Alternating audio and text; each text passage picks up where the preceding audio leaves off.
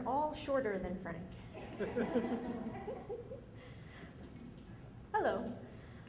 So every year, a friend of mine, Jasmine, she's one of my best friends from first grade, we go on a national park road trip. And a couple years ago, Jasmine and me and our friend Rob, we flew to Spokane, Washington, got a rental car, and we drove down to Montana to Glacier National Park, and then our next stop was Grand Tetons and Yellowstone in Wyoming.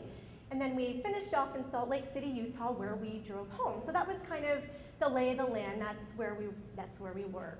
But our first stop was Glacier National Park. We rolled into the park in the evening, we got our campsite, and then we woke up the next day and we just hit the ground running. Our first trip was on Hidden Lake Trail. Has anybody been to Glacier National Park before? If you're raising your hands, I can't really see them, but I hope you were there.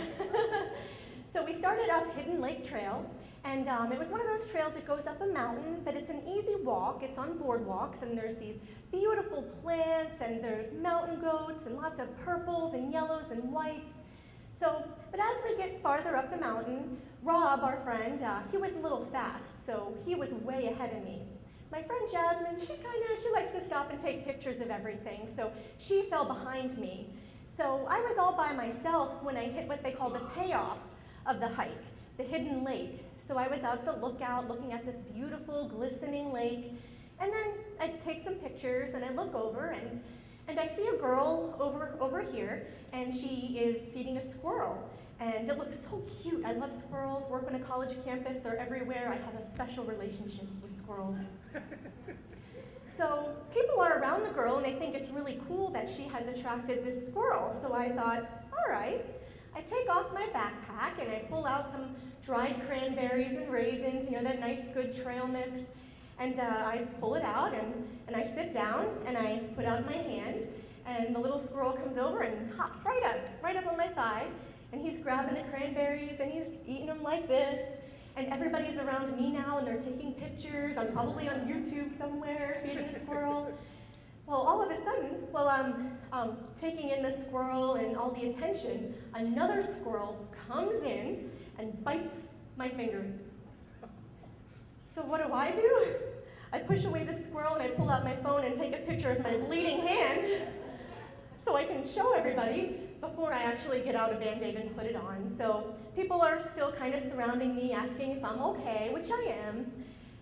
So then my friend Rob comes back and I tell him what I did. But Jasmine hadn't made it up to the lookout yet, so we waited there for her.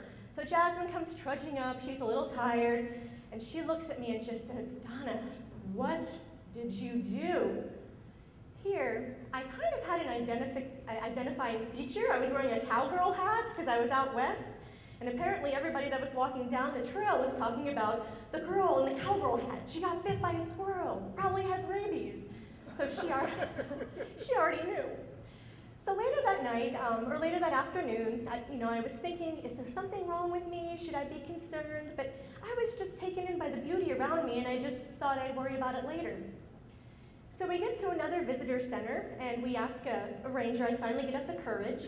I asked her what would happen if somebody got bit by a squirrel, not that they fed it or anything.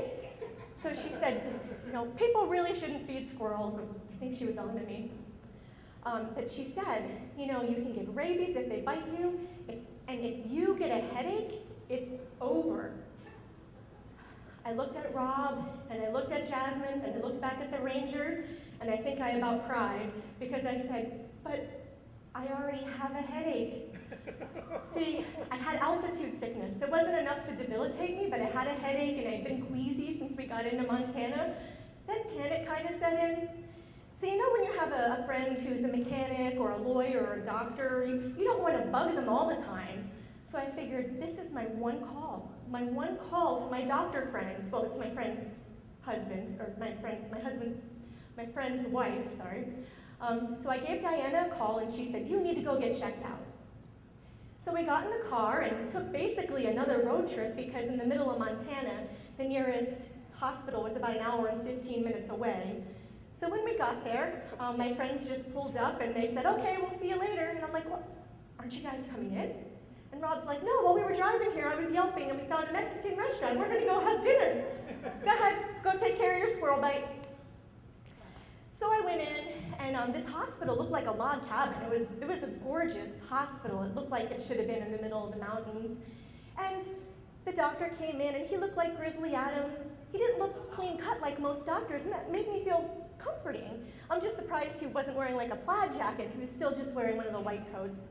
But he assured me, and I have the medical papers to prove it, that the rodents there don't have rabies. So he gave me a tetanus shot, and all was fine. So the following year, our national park road trip was the Southwest Parks. We flew into Vegas, we did the Hoover Dam, we did some parks in Utah, we did Bryce Canyon, and we also did the Grand Canyon. So it was just Jasmine and myself this year. So we walk up to the visitor center at the Grand Canyon, and there's this huge sandwich board with a display on it. There's a big picture, like a life-size picture of a squirrel, and it says, "Don't feed me." So I just kind of looked at the squirrel, and I looked over at Jasmine, and I said, "Do you think?" And she kind of nodded her head yes, and I said, "Yeah, I think the National Park Service might have had a meeting about me from last year's incident." Thank you.